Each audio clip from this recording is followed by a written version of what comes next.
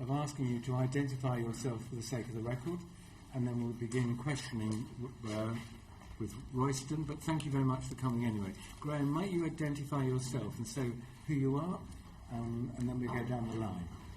My name's Graham Baines. I work for Hermes as a part-time courier, and I'm also a part-time tennis coach. I'm Cain Jones. I work for Deliveroo part-time, and I also work for Sainsbury's full-time as a delivery driver. I'm Stephen Rowe, writer, sometime actor, social entrepreneur, and Uber driver partner. Really good. Royston. Start, Graham, with you, perhaps, and then go along the line. It's a sort of standard question, which is just to get a sense for it, really. Why did you, Graham, start working as a courier? To basically fit in with my other job. I used to be a full-time tennis coach, and I was finding it tough. I just fancied another job to mix in with my coaching, and the Hermes courier job just fits that bill. It fits in with my coaching, so I can deliver, I can do my tennis coaching, and that was basically why. For the and you can dip in and out as and when I can go out. Yeah, I can go out delivering for a couple of hours, go and do a tennis lesson, go back out and deliver, go and do another tennis lesson. And it just really suits my lifestyle, and it just fits in with the coaching. Okay, and the same question to you, Cain, if I may. I think it's one of the same reasons, really, because I work for Sainsbury's as a delivery driver, using their vans employed, and that's very set, so I can't change that at all. But then doing delivery means if I want to work tonight, I'll just do something extra, or if I don't want to, I can stay at home. If I look outside and it's raining, no, I'm not going to work. So I think it just gives me that freedom to do a bit more when I want to. And Steve? Well, I needed something that gave me total flexibility and enabled me to be in control of my own time. And the Uber app did that, gave me total control, meant I could fit the driving around what I wanted to do rather than the other way around. I've been using it for over 4 years now. And same question, same to all of you again, but have you worked for other companies or just the ones you work for currently? So perhaps Stephen and then back down the road. I have worked for other minicab companies as such, yes. I would say the difference, because it asked, on this list it was asked the difference, is not just that the other minicab companies are totally inflexible. You have to work a shift system. It's a matter of attitude. Any other minicab company I've worked for, they only view that they've got one customer, the passenger in the back of the car. The great thing about Uber is it clearly sees that it's got two customers. They see that, other companies see the driver as cannon fodder, to be honest. Uber sees the driver as a customer, and they're constantly doing things, upgrading up and making life easier for us. And over 4.25 years, which I've been able to have that view, they've done so many things to make driving an easier experience. And you've been with them 4.5 years? I started in November 2012, very soon after they came to this country. So, yeah, nearly 4.5 years. Okay. And Cain? I'd say one of the same things is that I've only done Sainsbury's for about 3 years, and that's employed, so that's very set. But doing Deliveroo, that's very recent, and I enjoy it because, again, it's flexible and freedom for me. And it's one of the based on that experience, I would do other self-employed roles. I would go and join these Uber Eats and deliver for them if it was that easy. It's just simple. Okay. Graham, if you I've only worked for Hermes. I've been a tennis coach for around 20 years. Always been self-employed as a tennis coach. I work at David Lloyd as a self-employed tennis coach, and it's only delivery company I work for is Hermes. And notwithstanding what anyone else may say or have feelings on, but just you three personally, and I'll just go back down from Graham again, do you consider yourself to be self-employed? Absolutely, yeah. And that's the reason I took the job on. I like being self-employed. I'm my own boss. I can map my own day out. I'm under no pressure. So I say I can go and I pick my parcels up, I go and deliver, I can go and do a tennis lesson, I can go home, and my mum was ill recently and I could pop and see her and I still go back out delivering. So totally self-employed, and I've been a self-employed person for 20 years with my tennis coaching. But yeah, that's the reason I took the job on, was for that flexibility and to be my own boss. And that's what I really enjoy about my job. Okay, your Deliveroo aspect, obviously not your Sainsbury's one, but do you consider that to be self-employment? Yeah, I do. I mean, I understand that being self-employed means it comes with risk, and if you want to make that extra money, and you don't have that fallback, so if I'm off sick, then I don't get paid. I understand that. That's kind of one of the reasons I took it on, because I know that it's all on me. So if I want to make more money, I work more. If I don't work, I won't make it. So there's no one else to blame but myself. And finally, Stephen. Yeah, I've been self-employed for about 40 years now. That was before I dipped in and out of driving. And actually, one of the things that attracted me to driving is that the sector has been totally self-employed since time immemorial almost. I mean, since black cows were driving horses and carts. It's the whole sector has been self-employed, and that appealed to me because I like being in control of my own life and being self-employed. Karen? I just wanted to ask you, thank you very much. You're here to speak for yourselves and talk about your own stories, and we're very grateful. But do you consider yourselves to be typical of the group of people that you work with in each of the areas that you do work? My contact with other Uber drivers has been relatively limited. Two sort of places are Uber Christmas parties, which are always very nice for drivers. All the other drivers there seem to be pretty happy. I occasionally use Uber as a passenger, and I always chat with the driver and tell them I'm a driver as well. Never heard anybody who had anything bad to say. My brother is an Uber driver in Manchester, and he can whinge for England, and he's happy. Okay. I'd say similar. I talk to a lot of drivers from a lot of companies, a lot of Uber Eats and Deliveroo, and they say similar things. They work as much as they want to, and it's kind of almost a competition of who can do the most deliveries in a day. So, they have their targets they've set, and we compare stories, and everyone seems to be happy to just go at it every day and work as much as they can. Yeah, I mean, I come into contact with other couriers at the sub-depot, and there's some couriers that I've been doing the job now for 4 years, and the majority of the couriers that I come into contact with have been doing it for a long time, longer than me, and they all seem to be very happy. Once I leave the sub-depot, I tend not to see many of the couriers. I see some faces that I see every day, but generally don't chat to them. I generally chat to the people that are in the same time slots as me, and they're the ones that I've sort of known for since I've been doing the job, and they all seem very happy with what they're doing. One of the reasons I asked is that certainly in London, and sometimes that's different from other parts of the country, but a lot of the people working in the courier sector I know are in their late teens and early 20s, and again, I'm not asking you to speak for them, you can't, but whether their experience might be similar to yours. Could you just repeat that?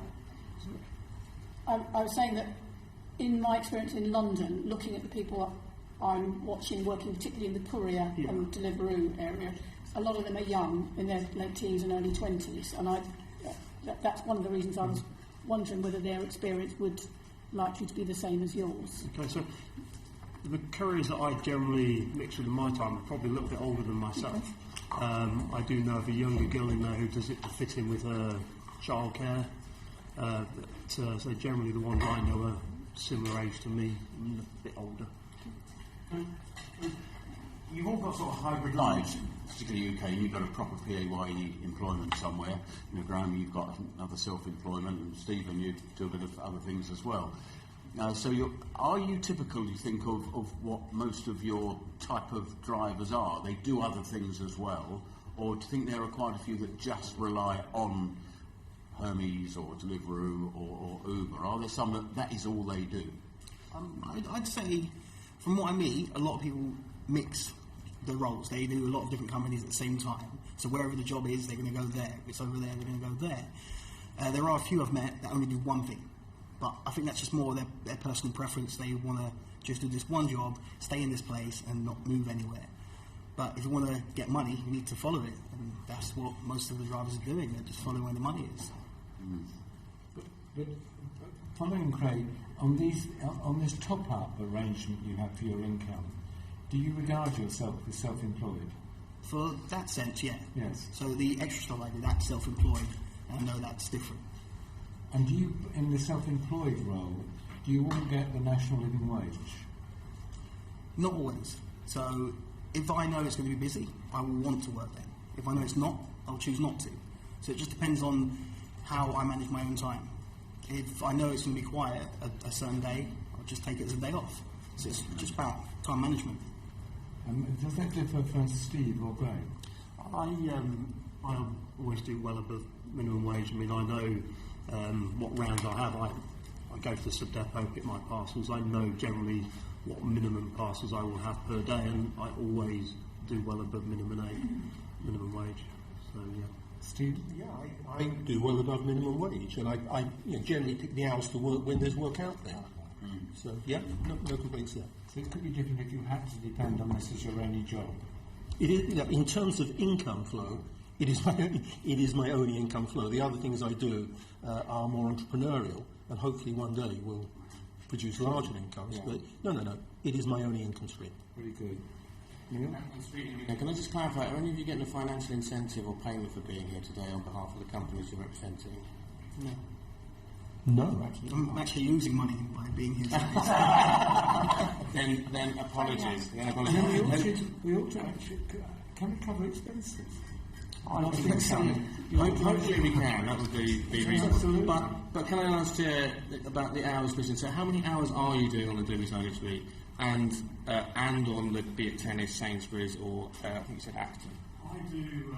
Then depends on parcels, but I probably do 4 to 5 hours a day parcels, and then tennis lessons I can do 3 or 4 of those a day as well. It's totally up to me. That's what I like about the job. And the parcels I can take rounds on. I can take more work on if I want.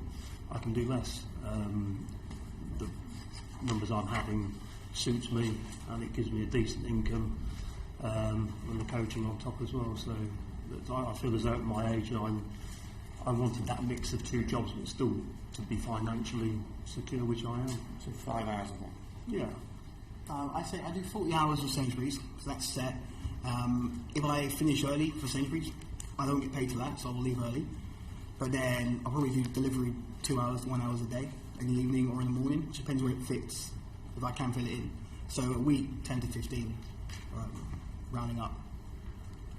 And many employers, before turning to Steve, many employers have a 40-hour contract for safety reasons, and they have a time, and they have a clause in the contract which says about not working for others. How have you got around that with Sainsbury's? Are they being flexible, or? Yeah, essentially, they're 2 different roles.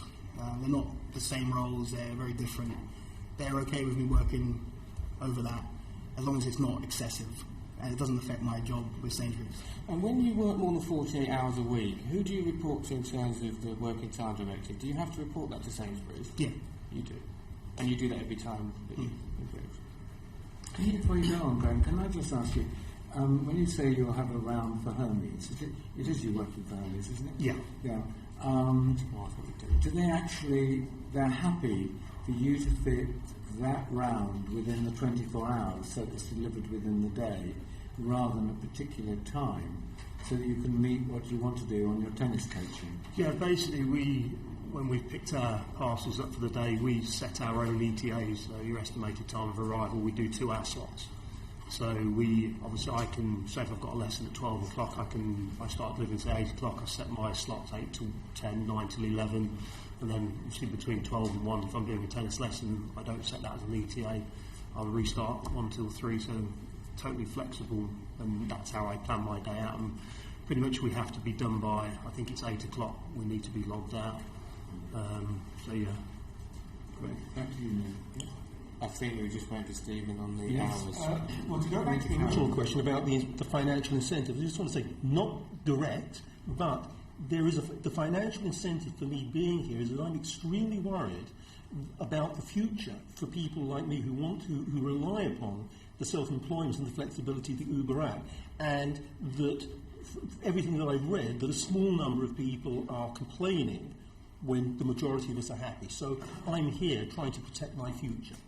In terms of the hours worked, I tend to do during the week, I tend to work from about 7 in the morning till about 10 in the morning, and then I'll take a break for 3 or 4 hours and do other things, and then I'll probably work from 4 in the afternoon to 7 in the evening. So that's about 6 hours a day, 5 days a week, and then I might do a bit on the weekend as well. So, probably average around 40 hours a week, but it changes from time to time. Karen? No, okay. All right, very good. Any other? Just one from Cain.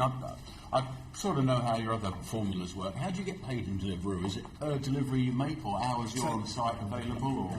So they have a few different methods. A lot of their people they get paid per hourly and then a drop fee. I'm just drop fee. So every delivery I make, I pay a certain amount, and that's set. So I know the more deliveries I can make, the more I can get paid, which increases my average for the night if I know it's busy. Yeah, I suppose you have the benefit as well. You get the odd tip, I would imagine, as well.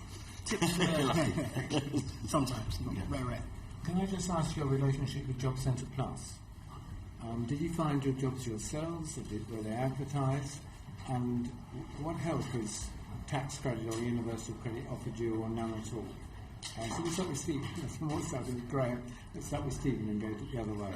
No, my involvement, the only time I've been sort of used Job Centre Plus was before I was involved with Uber, and that sort of followed a period where I'd been a full-time dad for 5 years because my wife became ill and died while our children were young.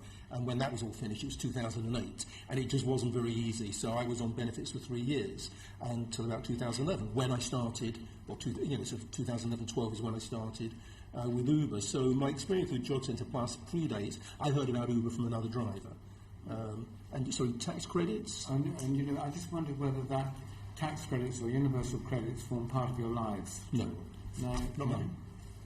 Well, the same deal is I've never been to Job Centre Plus to do with this. I met a person that told me about Deliveroo. I thought I'd try it. And it was really straightforward to sign up. But tax credits, universal credits don't really play a part in my life. No Job Centre Plus or tax credits.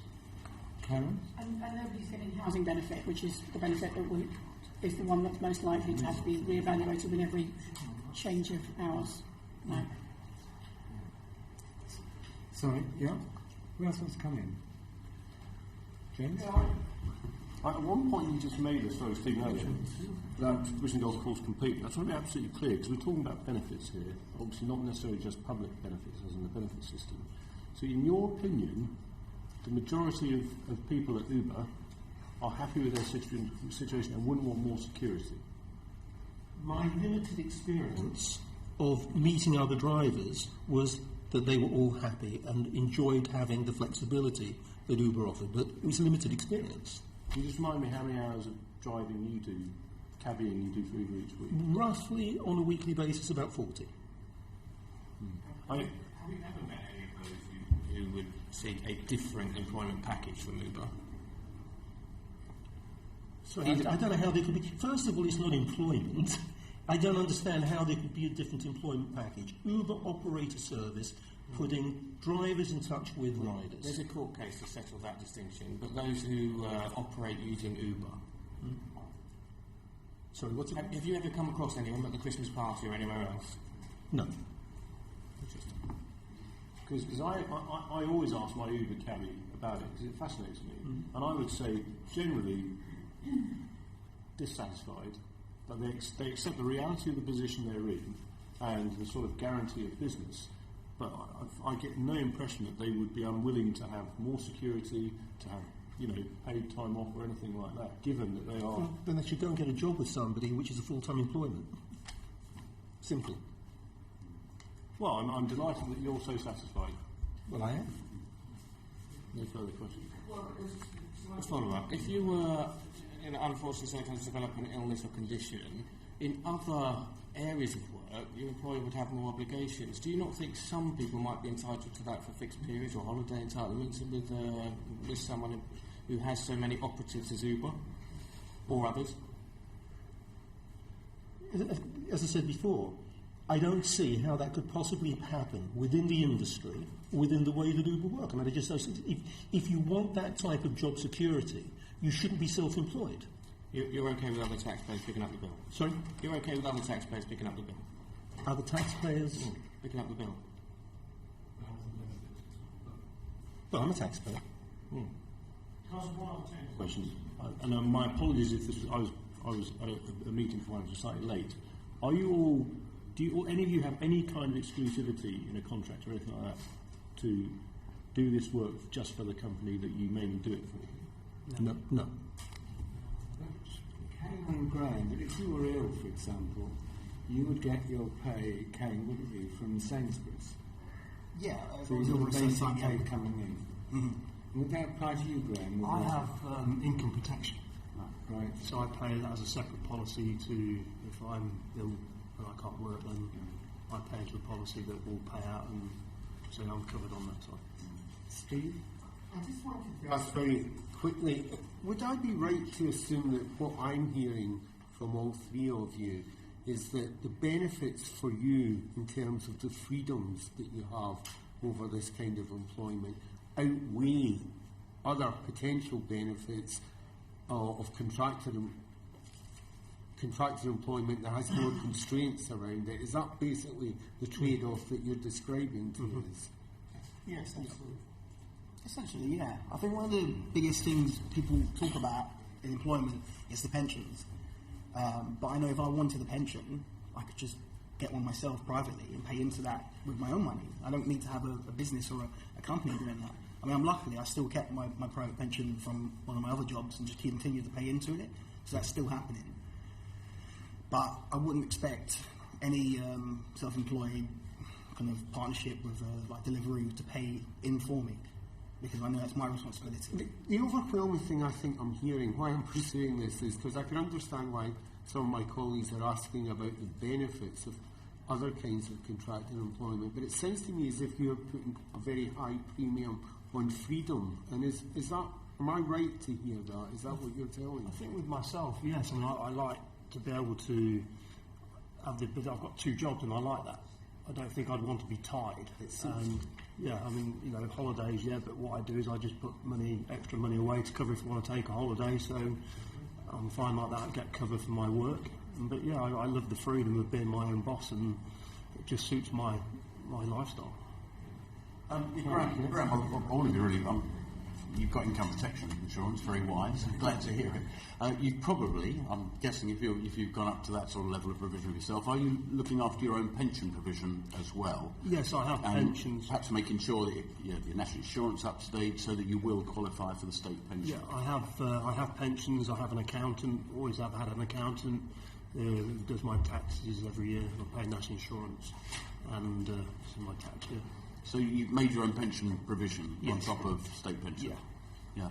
So, Cain, you said you got an employment one from elsewhere. Are you putting any extra in? Yeah, so I had a pension from an old job, and when I left the job, I got the option to keep it, so I just continued to pay into it privately. So I still pay money into that every month, as I'm just using it as a private pension now. Okay. And Stephen? No, it'll just be the state pension for me. Right, okay.